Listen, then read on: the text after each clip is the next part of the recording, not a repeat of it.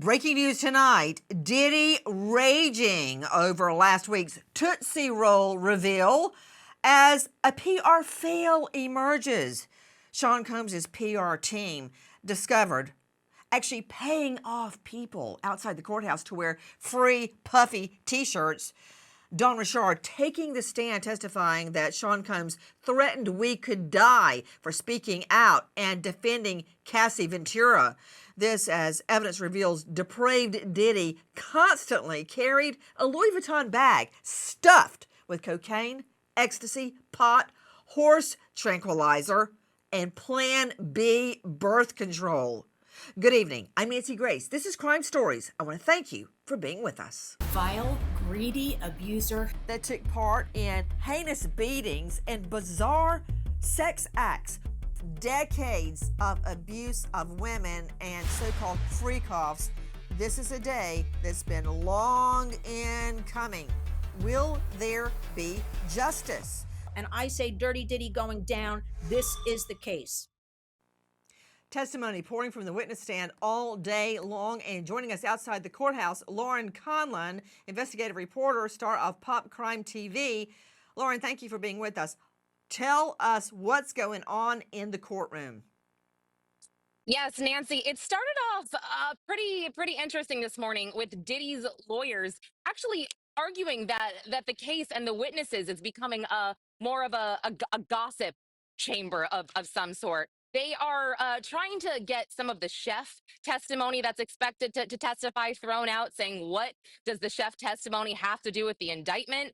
And the prosecution is saying, well, that has to do with forced labor. We also saw Dawn Richard finish her direct testimony and get cross-examined. And what's come into question, Nancy, is all of Dawn Richard's previous statements to the government as they appeared to change. And we learned this when the defense came up to cross-examine her. And Dawn Richard actually admitted herself that her testimony has changed based on her memories. Specifically, after the skillet incident, she testified last week and today that Diddy and Harv Pierre, one of his bad boy record executives, actually said to her that if she told, people go missing if they tell. And the defense pointed out that she had never said this to the government, and she admitted that, she didn't remember. So they are really trying to poke holes in her statement. Additionally, the government pointed out that she left after a certain period of time working for Diddy because she was scared and he had threatened her and she saw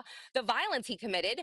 And the defense said, well, isn't it true that you texted him to work for him again? And she said yes, but she said that she did this for her bandmate Kalena Harper at her request. Now, there was what I believe is a big bombshell in celebrity names. Don Richard said that at a dinner they were at in LA, Diddy punched Cassie in the stomach, and there were other celebrities there, like Usher.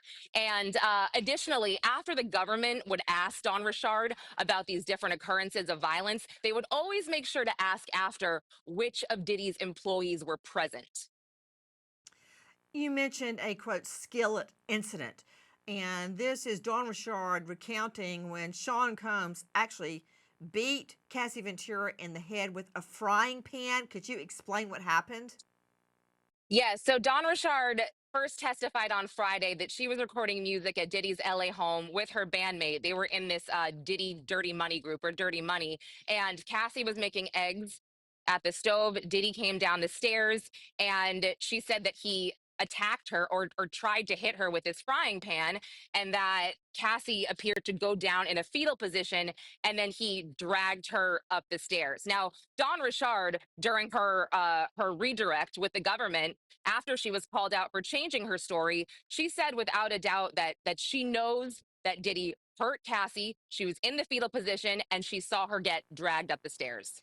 A skillet, a frying pan full of eggs. Now, you stated, Lauren Conlon, that Richard has changed her testimony. I'm very curious. Changed it how exactly? Well, the first thing that the defense pointed out is that she never told the government, and I believe that she had about 8 meetings that Diddy never said to her, people go missing, and this is essentially a death threat. Additionally, they pointed out that in her civil lawsuit, there was some kind of incident that was recounted about Diddy dragging Cassie out of a car onto grass, and a lot of people saw. And Don Richard actually said, "Oh, that was a mistake that my lawyers made." And I guess they were referring to another incident. We learned this in the redirect. So there was that, and there was a couple other instances where she left certain Okay, things wait a out. minute, And wait a minute, wait a minute. So, Lauren Conlon, one of the things that the defense tried to make sound like it's inconsistent was actually another violent incident. yes, that is pertaining to her civil lawsuit, her 2024 civil lawsuit. But what's interesting is that Don Richard testified that over time, her memory has gotten better because she wanted to suppress a lot of these bad memories from working with Diddy. She worked so hard to not remember them. And now, she's been working with the government to remember them. And Nancy, I want to point something else out that I've noticed about the jury today, because I feel like I have a good view of the jury. I'm not sure if they're getting desensitized to some of the violence that we're hearing about, or they just don't have a reaction. But I'm really surprised because sometimes I have to hold my face still in order to not react, and they are just, kind of blank. Additionally, I've seen Diddy today pass numerous notes to his lawyer. There is a woman doing the cross examination by the name of Nicole Westmoreland. I felt that, she was effective, but in my opinion, she seemed a little bit nervous this morning. She forgot to say objection at one point. But again, overall, she's been pretty effective. Wait, wait, wait. The person cross examining forgot to say objection? At one point, she did. The judge was like, I think you mean objection. And, she went on. And this was early on. So I'm like, oh, she might be a little nervous. Okay, I find it hard to believe a lawyer forgets to say objection, but that's a whole nother can of worms. What about the testimony in chief that Richard describes an incident where Combs attacked her because Richard, was trying to defend Cassie? Well, she says that he verbally threatened her and that he would always say things like, this is not your business, stay out of my relationship. There was something else that she said that Harv Pierre, a bad boy executive, and Diddy would both say to her. It was something like something about people going to dark places, and I'm paraphrasing here. But if I had to just kind of put it out there, Nancy, and maybe you'll see, but I do feel like the defense really hammered Don Richard. Did she try to intervene on behalf of Cassie Ventura? Yes. And last, you were discussing inconsistencies, that she had not used the words Diddy threatened that, or his hench person, that people disappear when they talk. What phraseology, if any, did she use when she was talking to the state? She left that completely out, but said that Diddy said to her, "What you witnessed was passion. Cassie is okay." Harry Morgan, Cassie's former best friend, was on the stand, and she testified that after the March 2016 incident, and this is crazy, she was at Cassie's house. Cassie walked in with the hood, a black eye, put her bag down, appeared to be extremely numb, and then about 30 minutes later, Carrie Morgan alleged that Diddy showed up outside the door banging on it with a hammer. Lauren Conlon joining me outside the courthouse. I just want to nail down one thing, okay? On the stand, Richard states that she was told people go missing when they talk. She was cross-examined about that phraseology. But isn't it true that when she interviewed with the state and when she was on direct examination, she stated that she was threatened by Combs and his cronies? Don Richard, and this is through the government as well as the defense, she interviewed with the government multiple times, about 7 or 8 times, and she did not say that specific line about people going missing. It was more general until about the eighth meeting, the last meeting, which occurred in April or May of 2025. So she has said, oh, we've really, really gone on a wild goose chase for this. So she has said that she was told people go missing when they talk in April or May of 25. She did say that before she took the stand?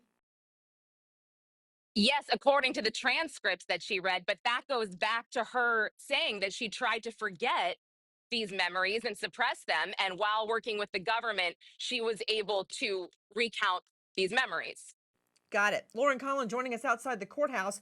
Now, let's go to an all-star panel. Thank you, Lauren. Straight out to Josh Ritter joining us, a veteran criminal defense attorney, former prosecutor, host of Courtroom Confidential on YouTube. Josh, thank you for being with us. So you say tomato, I say tomato. She, in multiple interviews with the state prior to testimony, stated that she was threatened with physical harm if she talked, in other words, told anyone about Cassie's beatings. Today, the way she described it was people disappear if they talk, people go missing. I don't see that that's as big of a point as the defense is trying to make it be. I actually think it is a big point. I mean, we're talking about prior inconsistent statements. The idea that she is trying to say that her memory has improved over time. I mean, I'm no memory expert, but that's laughable to me, and I think it'll be laughable to a jury. That is not how memory works. We don't all of a sudden feel stronger and more detailed about our memories, certainly over things that have taken place years and years ago. This is the problem. If it You know looks what's like interesting, Josh Ritter? I yeah, appreciate what you're saying. Let me see, Ritter, because I did not put a lot of stock in repressed memories returned until I was prosecuting in the DA's office, and there was a brilliant, brilliant woman who became a very, very dear friend uh, in the DA's office who went on to run our appellate division. And well into her marriage, she already had a child. She had repressed memories of being molested as a child by a family member and had repressed it for all those years. And she was just as down to earth as you or I, just not fantastical at all.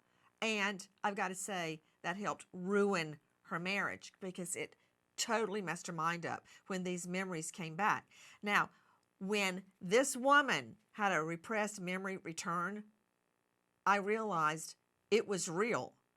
And I had poo-pooed it for years. In fact, I want to go to Dr. Bethany Marshall on this. I understand Ritter's skepticism. I get it. Dr. Bethany Marshall, renowned psychoanalyst joining us out of LA. She's the author of Deal Breakers, and you can see her on Peacock now. She is at drbethanymarshall.com. Dr. Bethany, I always blame the questioner. It's not in my mind that Richard has changed her testimony. It's that the more she talked about it, the more facts came out. If you do a simple what happened and the person tells you, and then that becomes their sworn statement, and then later you go, well, what exactly did he say? And what exactly was the threat? That's the questioner's fault. That is not her fault. But the defense is going to turn this around on her.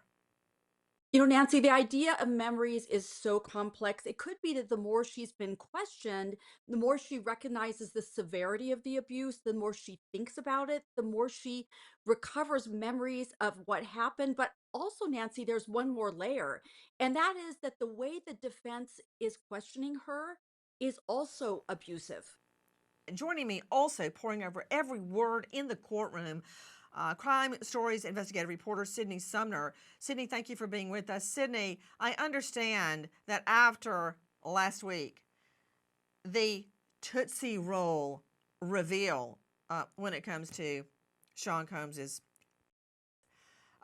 along with the harrowing testimony on the stand from Cassie, has thrown Sean Combs into a rage, and that rage only heightened behind bars when he was forced to watch a Knicks game. At one point, he would sit courtside and kind of help coach, but now he's watching it and sharing the tiny little screen with his fellow inmates on the cell block. That only made his rage worse. First, you've got the Tootsie Roll reveal, okay? As if that weren't enough.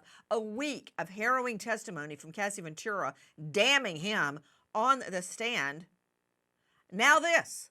Yeah, Nancy, watching that Knicks game from a tiny screen in 4 North is not the same experience as being courtside.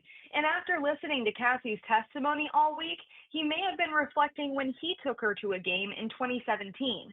Now, Paps caught them all smiles at that game, But we now know that that is not the truth of their relationship in any way, shape, or form. And we also see some interesting things. None of Combs' family is in court today.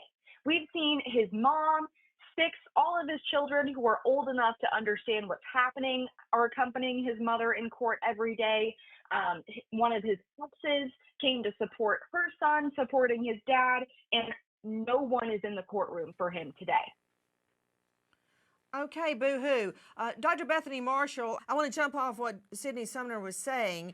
Let me just say, perfect storm of the Tootsie Roll reveal, and then the really disturbing testimony coming from the stand, everybody looking at him, sitting there like he's Mr. Rogers in the neighborhood, as she's describing Freakoff's beatings, all of that, and then he's forced to, there was a time when he would basically help coach on the side of the court, right? And now he's got to watch the next game with his fellow inmates on a teensy-tiny, speaking of itty-bitty Diddy, an itty-bitty screen. In my field, Nancy, we call this a narcissistic injury. That's when somebody who is used to being inflated, important, grandiose, feeling more important than everybody else around them, all of a sudden has a slight or an injury to their self esteem. And then when they have a slight or they feel attacked, they feel deflated. When they feel deflated, they feel enraged. When they feel enraged, they go on the attack. And I would guess that even the inmates where he is are being the brunt of his aggression, because I'm sure he's not happy about this at all.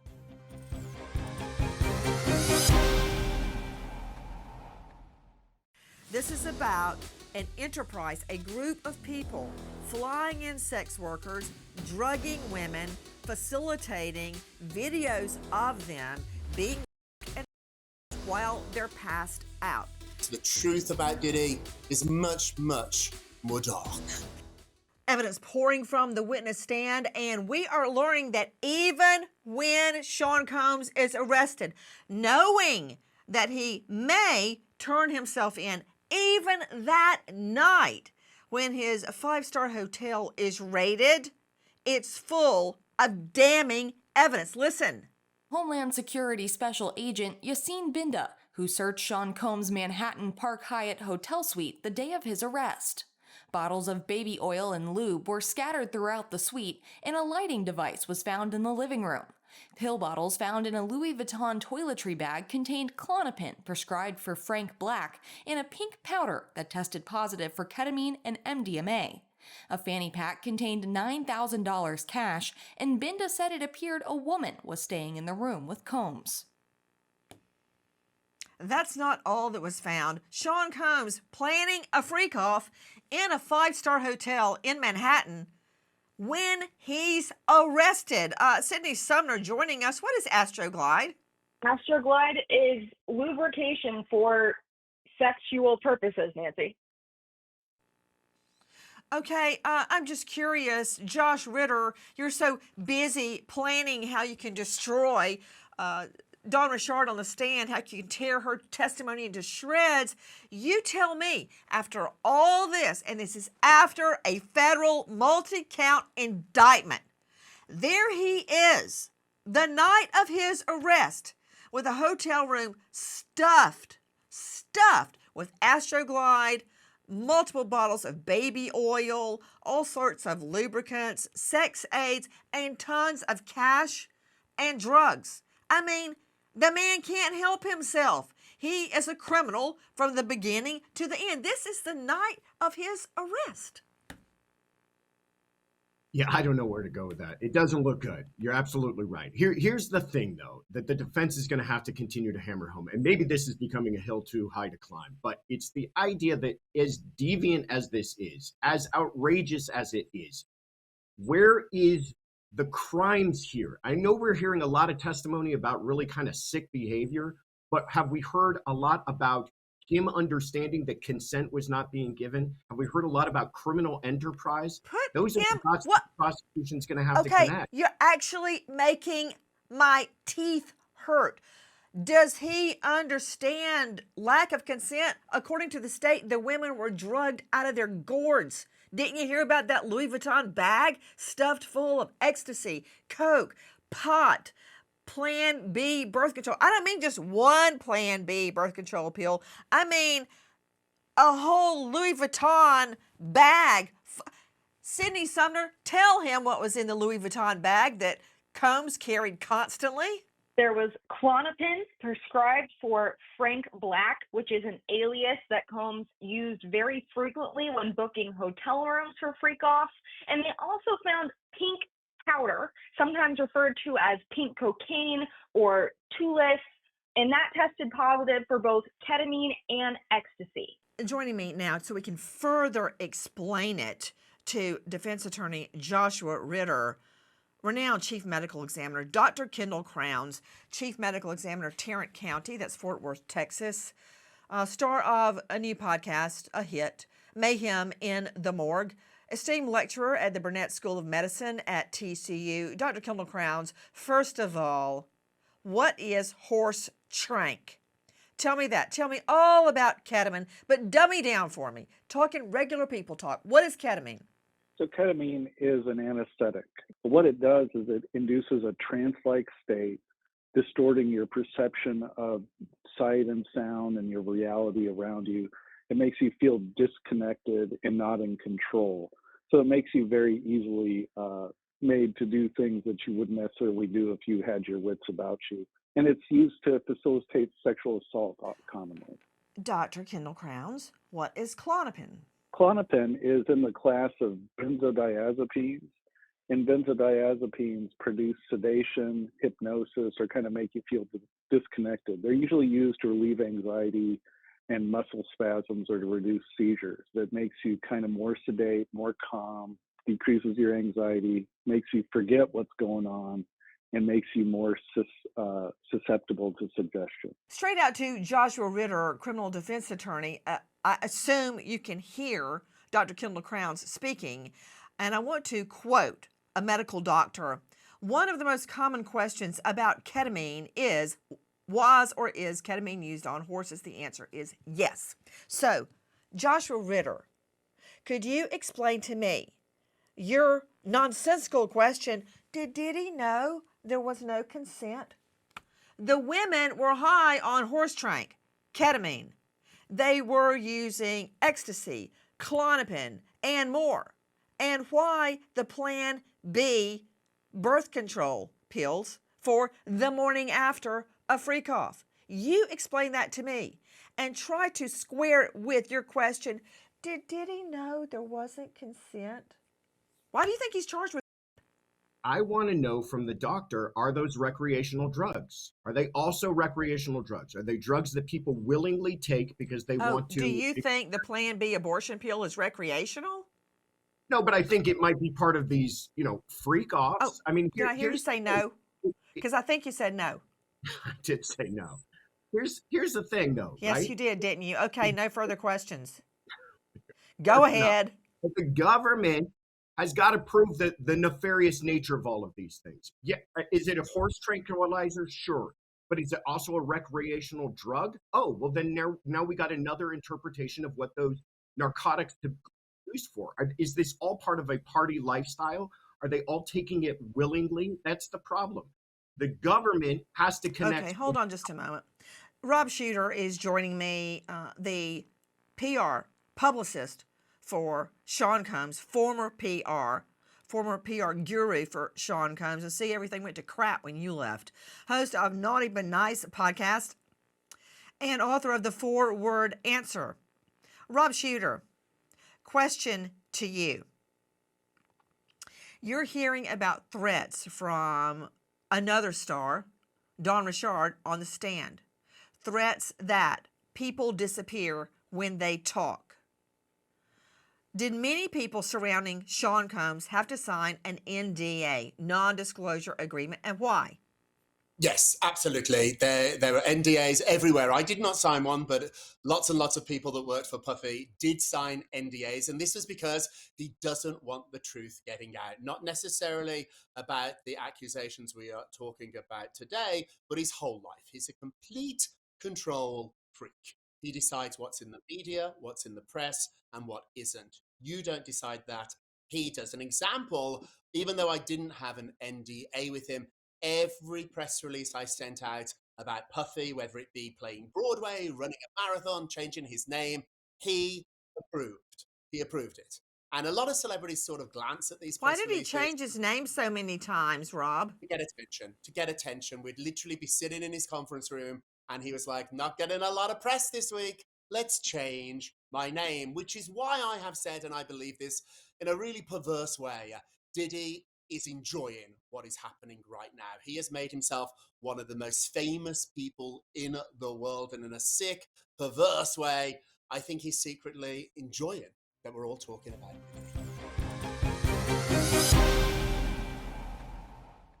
Please join us on our mission to find missing people, especially children, to solve unsolved homicides. If you're on the go, catch us on your favorite podcast app where you can get all of our content where we, in our own way, seek justice.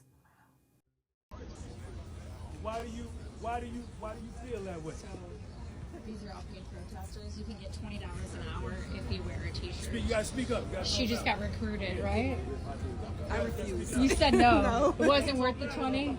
No, but like he told me that it's for a Diddy coin, so I'm not really sure what that is. Yeah, they just tried to pay me $20 to wear a free Puffy shirt. Stop.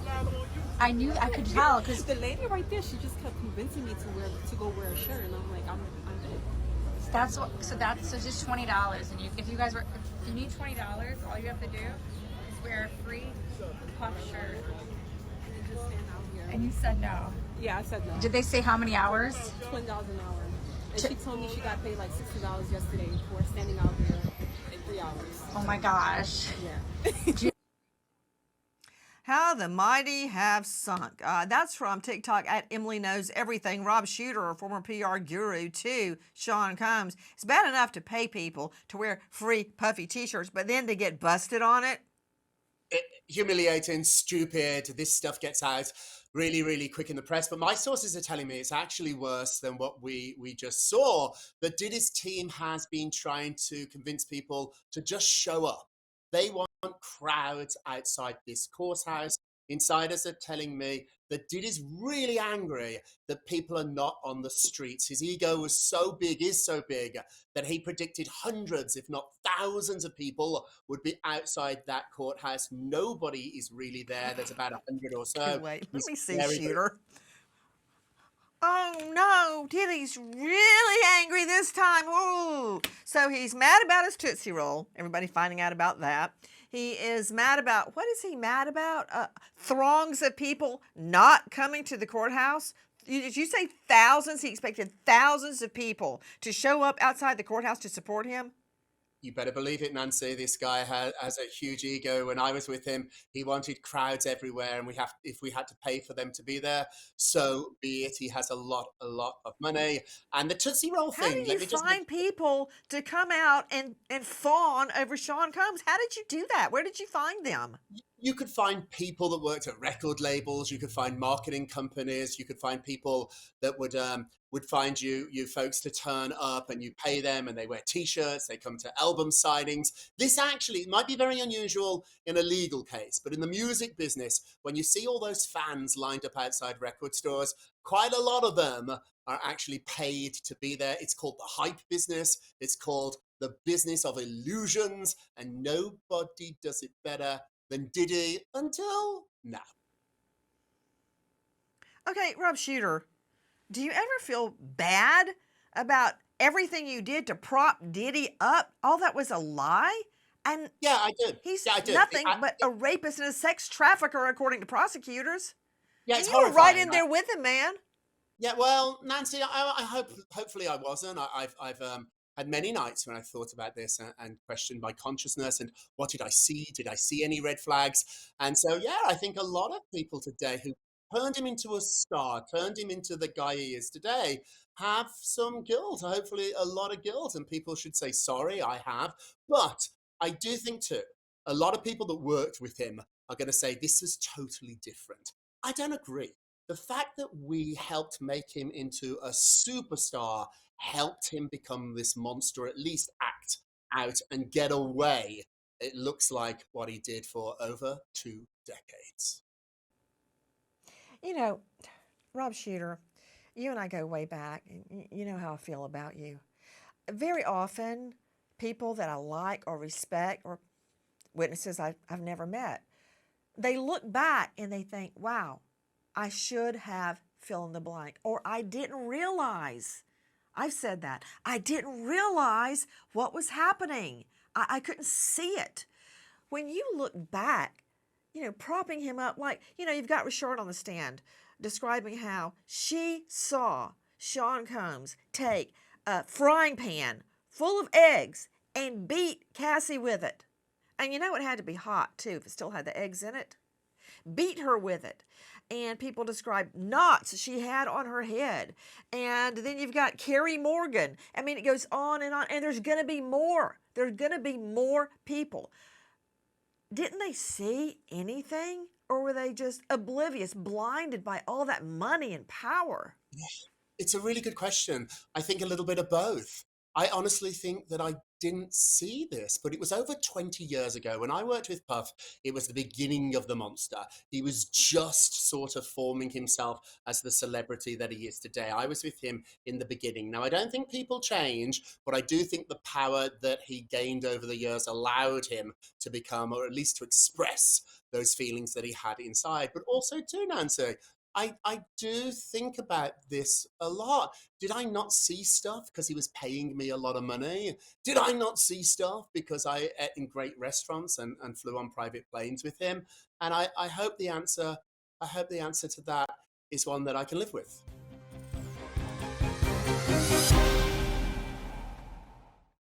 The defense also questions Cassie on what she meant when she told investigators Combs was acting strangely leading up to and during the. Cassie said Combs was acting nice but strange during their meal before the did not respond to her screams and cries during the attack, and left without any interaction afterward. Anna Estevao asked if Cassie thought Combs' odd behavior may have been tied to his bipolar disorder, the first time the court has heard about this diagnosis. His what? Brett Brown joining me, Executive Director of Surviving Assault Standing Strong. It's a nonprofit whose mission is eradicating sex attacks and sex trafficking on women and girls. So instead of putting up a doctor, they get the woman he has beaten for years, according to the state, raped on video, drugged, harassed, threatened. They're asking her if he's got a bipolar problem, if is he diagnosed with bipolar? Maybe that's why he raped you. Can you believe asking an alleged victim, well, wait, maybe he did it because he's bipolar. Are you serious? It's insane. This whole lineup is insane because they're putting both the possibility of bipolar and drug use on her shoulders to decide what state of mind was he in when he committed these heinous crimes. And what's funny to me is they're saying recreational drug use means that he was not responsible for his actions. And in the same time frame, saying recreational drug use made these women responsible for their actions. And if I remember correctly, the federal trafficking laws, Commercial Sex Act, induced by force, fraud, or coercion, doing drugs, even recreationally, removes your ability to give consent, i.e. coercion. And if it's in exchange for money, that makes it commercial. So the whole thing is insane. Two special guests joining us, Chris McDonough, director at the Cold Case Foundation, former homicide detective, for my purposes, former vice detective. He is the star of The Interview Room on YouTube. Chris McDonough, if I'm bipolar was the defense, or I was high on drugs and alcohol was the defense, everybody in the MDC would walk that all claim they're bipolar and on drugs and alcohol at the time they rape, kill, rob, fill in the blank. Yeah, absolutely, Nancy. And doesn't it feel like the universe is on schedule here? I think Astroglide is going to have a whole new meeting in Block 4 where he's being housed. What we're witnessing here is a going out of business sale with the largest pimp in the world disguised as a music mogul. Now you're going to put on your past victims to say that you have a mental disorder. It's it's crazy. It's crazy. I'm just thinking this through. Claiming now that he is bipolar to Rob Shooter, a longtime PR guru, to Sean Combs, not working for him anymore. Rob Shooter, did you ever know him to be bipolar? No, no, no. Even though I haven't worked with him for a while, I've obviously covered his career. I'm an entertainment reporter now. I'd never heard of this. To bring it up at this moment, it's so desperate. It's so wrong. It's so silly. I hope the jury will see through it. But it's just another instance that just shows you how clueless he is. And why I say Puffy's clueless is, trust me, Puffy is running this defense. He is out there. He's telling his lawyers what he wants. He's not the type of guy to sit back and take advice. He is running the show, and this is the show he thinks is going to get him off. Hey, Rob Shooter, there is word from believable sources that he is insisting he is going to take the stand over counsel's objection. Do you believe he'll do it? Oh, I only hope he does. Yeah, I think you do, Nancy, and you're absolutely right.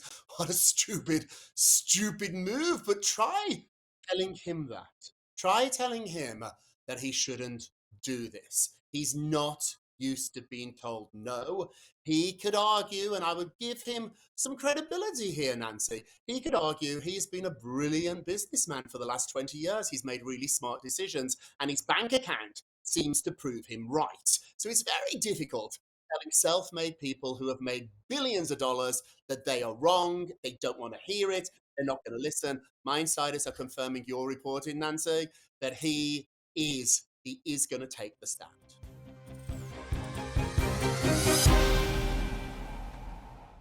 How I love 50, aka 50, aka 50 Cent. I want you to see, he has it out for Sean Combs, what he just posted. Oh, here is Sean Combs with his former bestie, Epstein, aka his roomie there. Look at these two. 50 on the warpath. Okay, and that's not all. You've got to see another one. This is from TikTok at 50 Cent. Oh, okay. There he goes. Oh, wait. So, okay. I knew baby oil was going to pop up. Yeah, okay. 50, thank you so much for that. Let's get back to the testimony. I hope the jury is not questioned and have to admit that they've been watching 50 like I have been. Sydney Summer joining me, Crime Stories investigative reporter. What about Carrie Morgan? Nancy, she is a great corroborator for what Cassie Ventura said on the stand last week. Don Richard had a little bit of trouble with the defense attorneys pointing out inconsistencies in her story, but Morgan is very, very believable, as she first told prosecutors she doesn't want to be here. She's only here because she's been subpoenaed. So Morgan has testified to 2 instances where she watched Sean Combs attack Cassie Ventura, and Morgan says he was perfectly sober during both of those instances. And she also testified to when Combs hit her in the face with a wooden hanger. She was staying at her friend's house. She was staying with Cassie Ventura. Cassie was in the bathroom, and Combs burst into the apartment, upset, saying things about Cassie cheating, and he strangled her and then threw a wooden hanger at her face. And Morgan says she went to the hospital. She had a concussion. She vomited several times after being hit in the head so hard. And she went to Combs and Cassie and said, look, I don't want to take this to court, but we need to settle this. So she received $30,000 from Combs and Ventura. She signed an NDA, and she never spoke to her best friend again after that. You know, Chris McDonough, and I'm going to go to Josh Ritter on this. I actually like a witness that doesn't want to be there because they don't have a dog in the fight, no skin in the game. They're not pro Sean Combs. They're not pro Cassie Ventura. They're not waving the flag. They're like, I'm here because I got subpoenaed. I don't want to be here, but this is what I saw. That's a good witness. Yeah, that's a great witness. Nancy. And I think what's really exciting about that is to see these victims empowering themselves and taking back that emotional manipulation and control. And that's what's happening in this particular testimony. Guys, right now, we not only remember, but we acknowledge American heroes, typically women from every corner of our great country that come forward and speak out against rape, against sex trafficking, against abuse, even though they are facing horrible odds, possibly retribution, possibly losing their job, possibly losing their career, but coming forward and speaking the truth to all of you witnesses, all of you victims. We salute you. And please, never be quiet. Thank you to our guests, but especially to you for being with us. Nancy Grace signing off. I'll see you tomorrow night, 6 and 9 o'clock sharp Eastern. And until then, good night, friend.